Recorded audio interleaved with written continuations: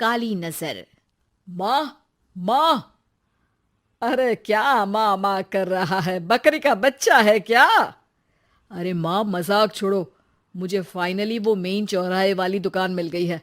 अब देखना, आपका बेटा दुगनी स्पीड से पैसा कमाएगा। ओफो, ये क्या? मेरी ऑनलाइन मेकअप क्लास चल रही है। इतनी जोर से क्यों बोल रहे हो आप दोनों? अरे मेरी धर्म पत्नी जी, मेकअप क्लास बाद में करना। वो चौराहे वाली दुकान मिल गई है हमको। अरे वाह! रुको, मैं अपनी माँ को फोन लगाकर बता देती हूँ। अरे मैं भी अपने रिश्तेदारों को बता देती हूँ। कितनी खुशी की बात है।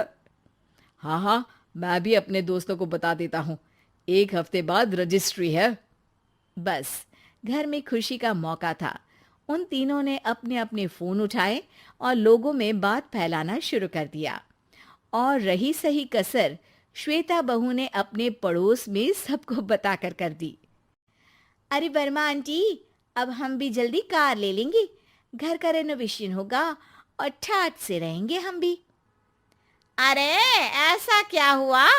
लॉटरी बाटरी लग गई है क्या? अरे, इस बार चौराहे वाली मॉल में हमको भी दुकान मिल गई है। दुकान नंबर 21, जो एकदम चौराहे पर है। अब ग्राहक बढ़ेंगे तो आमदनी भी बढ़ेगी ही ना। अरे वाह, कितनी खुशी की बात है। मैं बहुत खुश हूँ तुम्हें इतना खुश देख के।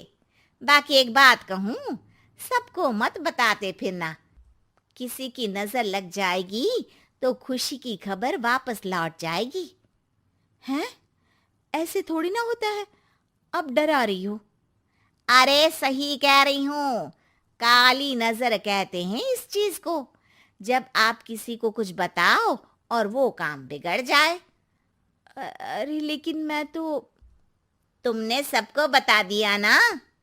हाँ, फोन लगा लगा के। अब बच के रहना।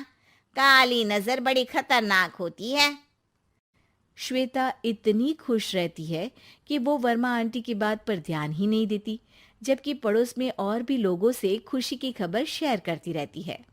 अगले दिन राजेश बहुत दुखी होकर घर आता है। अरे बेटा, क्या हुआ? मुंह क्यों सूजा हुआ है? मधुमक्खी ने काट लिया क्या? माँ, वो दुकान किसी और के पास चली गई। किसी ने ज्यादा भाव लगा दिया। अरे पर बात तो आपसे हुई थी ना उस दुकान वाले की। हाँ, आज मैं टोकन अमाउंट देने गया था, तब मुझे पता चला। कोई आकर सुबह मुझसे पहले ही ज्यादा अमाउंट दे गया। हम्म, काली नजर। क्या? क्या कहा? वर्मा आंटी ने समझाया था कि किसी को बताना मत, वरना काली नजर लग जाएगी। अच्छा, तुम्हें उनकी बात मान लेनी चाहिए थी। उनकी बात मान लेती, लेकिन उसके पहले ही सबको बता चुके थे ना हम तीनों। अरे अगली बार से ध्यान रखेंगे। कोई भी नई चीज होगी तो किसी को नहीं बताएंगे। तीनों कुछ दिन ऐसे ही रहते हैं, पर एक दिन श्वेता को एक मेल आता है। राजेश, मेरा ऑनलाइन मेकअप कोर्स कंप्लीट हो गया। अब मैं खुद का पार्लर खोल सकती हूँ। अरे वाह, अपने मोहल्ले में ही खोलते हैं। ये जो घर के सामने दुकान है ना, वहीं। हाँ, यहाँ सस्ती भी मिल जाएगी। अगले दिन श्वेता वर्मा आंटी के पास जाती है, मिठाई का डब्बा लेकर। अरे आओ आओ, कैसे आना हुआ? जोर से नहीं बोलूंगी। वो सामने वाली दुकान है ना, वहां मैं अपनी पार्लर की दुकान खोलने वाली हूँ। उसकी मिठाई है। अरे वाह, बहुत बधाई हो तुमको। हाँ, मैं कमाने लगूंगी तो राजेश पर पूरे घर का बोझ नहीं रहेगा ना आंटी जी। ये तो है। पर ये बता कि तूने ये बात किसी और को तो नहीं बताई ना? अरे नहीं नहीं, पिछली बार गलती कर दी थी। काली नजर लगी किसी की और राजेश के हाथ से वो दुकान चली गई थी। सबको मत बताना। चलो मैं चलती हूँ, कल दुकान की बात करने भी तो जाना है। अगले दिन श्वेता दुकान के लिए मालिक से बात करने जाती है। अरे लेकिन दुकान तो हम कल रात को ही किसी को दे चुके हैं। कल ही? हाँ, कल ही। 2 दिन बाद कोई यहाँ पार्लर भी खोल लेगा। अब कहीं और दुकान देख लीजिए। अरे पर हमको भी तो पार्लर ही खोलना था। हाँ भाई, ये एक ही दुकान है, आधी आधी तो नहीं दे सकता ना मैं। राजेश और श्वेता घर पर हताश होकर आ जाते हैं। इस बार तो किसी को बताया भी नहीं था, अब किसकी काली नजर लग सकती है। सुनो, तुमने माँ को बताया था क्या? अरे कैसी बात कर रही हो, माँ की नजर थोड़ी ना लगेगी। पक्का तुमने किसी को नहीं बताया था ना? सिर्फ वर्मा आंटी को बताया था, उन्होंने ही मुझे किसी को नहीं बताने को कहा। अरे यार, तुम भी सही हो, मेरी माँ को नहीं बताने को कह रही हो, पर वर्मा आंटी को बताना तुम्हें जरूरी लगा। अरे वर्मा आंटी ने ही तो काली नजर के बारे में बताया था ना, वो हमेशा हमारा भला ही तो चाहती हैं।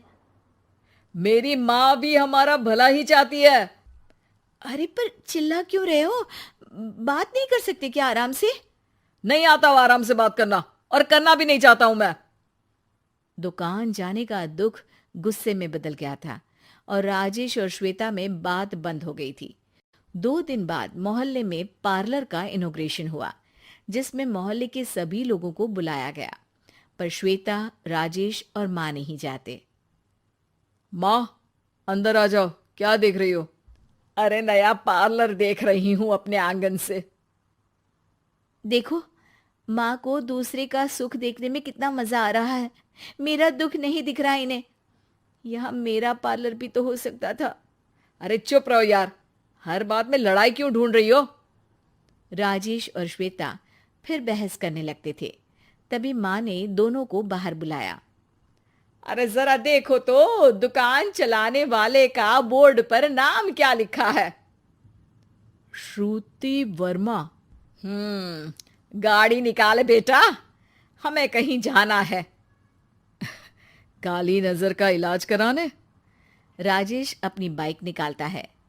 तीनों ट्रिपलिंग कर रहे हैं। माँ राजेश को उस मॉल वाली दुकान पर लेकर जाती है जहां राजेश अपनी दुकान खोलने वाला था। यही दुकान लेना चाहता था ना तू? हाँ, पर इनको भी दुखी करने लेकर आई हो क्या यहाँ पर दुकान दिखाकर? वहां काफी नहीं था? अरे श्वेता, थोड़ा सब्र रख, अभी पता चलेगा कि हम यहाँ क्यों आए हैं। बता, इस दुकान चलाने वाले का नाम क्या है? अनुपम वर्मा। कुछ समझ में आया? वो दुकान वाली श्रुति वर्मा, ये दुकान वाला अनुपम वर्मा, और हमारे पड़ोस में हमने उस दुकानों के बारे में बताया किसको था? अब वर्मा आंटी को। मतलब वर्मा आंटी ही हमारा काम बिगाड़ रही है? नहीं नहीं, ऐसा नहीं हो सकता, ये बस इत्तेफाक है। राजेश अपना फोन निकालता है और श्रुति वर्मा और अनुपम वर्मा के नाम फेसबुक पर सर्च करता है, जहां ये दोनों ही वर्मा आंटी के रिश्तेदार होते हैं। श्वेता को समझ में आ जाता है कि वर्मा आंटी की ही नजर खाली नजर है। अब क्या करना है? कोई भी खुशी की खबर हो तो काली नजर से बचना है, यानी वर्मा आंटी से बचना है। अरे पर मुझे ये समझ में नहीं आया कि वो हमारे साथ ऐसा क्यों करेंगी। अरे बेटा, एक सीख है, दूर के आदमी को आपकी तरक्की से कम परेशानी होगी, पड़ोसी को ज्यादा। दोनों माँ की बात में हामी भरते हैं और अगला काम चुपचाप करने की कसम खाते हैं, ताकि आगे से वर्मा आंटी कोई काम ना बिगाड़ सके।